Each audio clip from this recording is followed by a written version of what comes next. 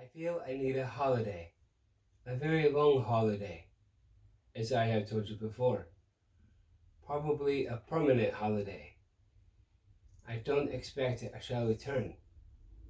In fact, I don't mean to, and I have made all arrangements. I am old, Gandalf. I don't look it, but I'm beginning to feel it in my heart of hearts. Well preserved indeed, he snorted. Why, I feel all thin, sorta stretched, if you know what I mean, like butter that has been scraped over too much bread. That can't be right. I need a change or something. Gandalf looked curiously and closely at him. No, it does not seem right, he said thoughtfully. No, after all, I believe your plan is probably the best. Well, I've made up my mind anyway. I want to see mountains again, Gandalf.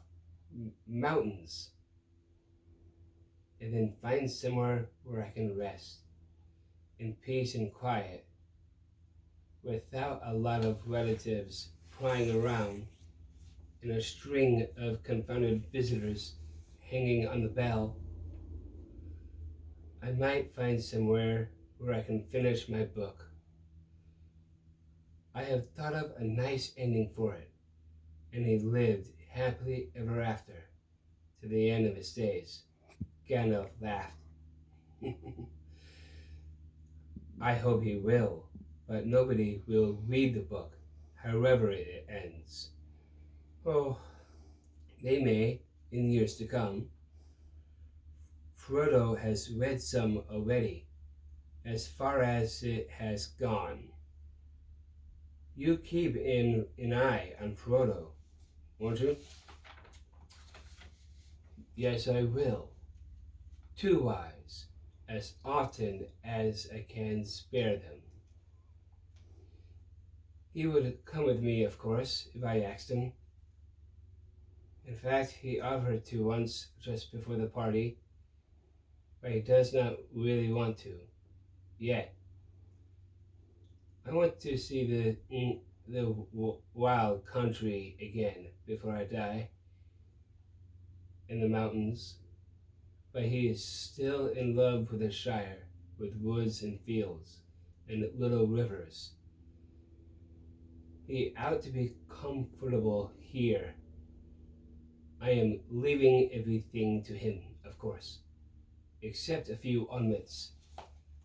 I hope he'll be happy when he gets used to being on his own. It's time he was his own master now.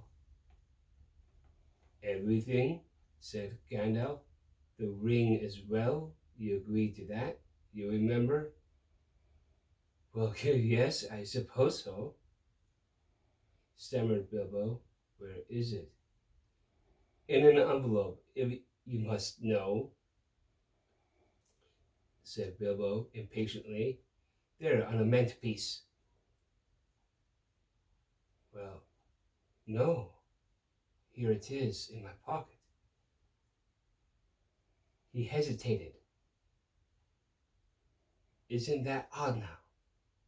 He said softly to himself. Yet, after all, why not? Why shouldn't it stay there? Gandalf looked again very hard at Bilbo, and there was a gleam in his eyes. I think, Bilbo, he said quietly, I should leave it behind. Don't you want to? Well, yes. And no. Now it comes to it. I don't like parting with it at all, I might say. And I don't really see why I should. Why do you want me to? He asked, and a curious change came over his voice. It was sharp with suspicion and annoyance. You are always badgering me about my ring. but you have never bothered me about the other things that I got on my journey. No, but I had to badger you, said Gandalf. I wanted the truth. It was important. Magic rings are, well, magical, and they are rare and curious. I was professionally interested in your ring, you may say, and I still am. I should like to know where it is if you go wandering again.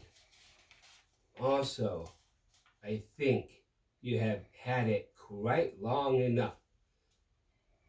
You won't need it anymore, Bilbo, unless I am quite mistaken. Bilbo flushed, and there was an angry light in his eyes. His kindly face grew hard.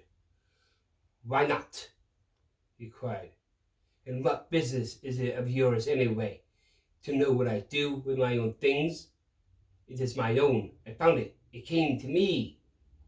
Yes, yes, said Gandalf, but there is no need to get angry. If I am, it is your fault, said Bilbo. It is mine, I tell you, my own, my precious, yes, my precious.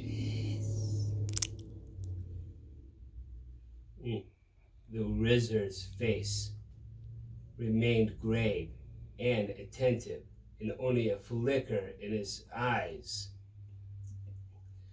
showed that he was startled and indeed alarmed. It has been called that before, he said, but not by you. But I say it now, and why not? Even if Gollum said the same once. It is not his now, but mine, and I shall keep it, I say. Gandalf stood up. He spoke sternly. You'll be a fool if you do, Bilbo, he said. You make that clearer with every word you say. It has got far too much hold on you. Let it go. And then you can go yourself and be free. I'll do as I choose and go as I please, said Bilbo, obstinately. Now, my dear hobbit, said Gandalf, all your long life we have been friends, and you owe me something. Come, do as you promised. Give it up. Well, if you want my ring yourself, say so, cried Bilbo. But you won't get it. I won't give my precious away, I tell you. His hand strayed to the hilt of his small sword. Gandalf's eyes flashed. It'll be my turn to get angry soon, he said. If you say that again, I shall. Then you will see Gandalf the Grey, uncloaked. He took a step towards the hobbit, and he seemed to grow tall and menacing. His shadow filled the little room. Bilbo backed away to the wall, breathing hard, his hand clutching at his pocket.